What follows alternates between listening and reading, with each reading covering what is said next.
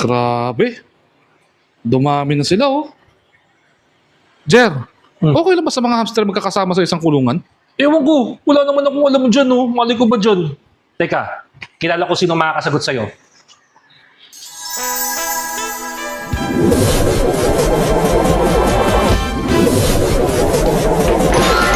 Taran!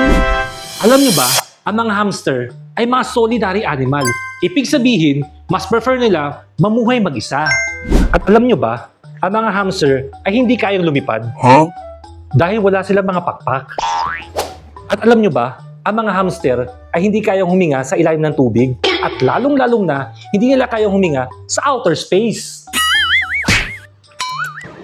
At alam nyo ba, ang mga hamster ay hindi pwede mag-drive ng mga kotse kasi hindi sila pwede kumuha ng lisensya dahil wala silang birth certificate.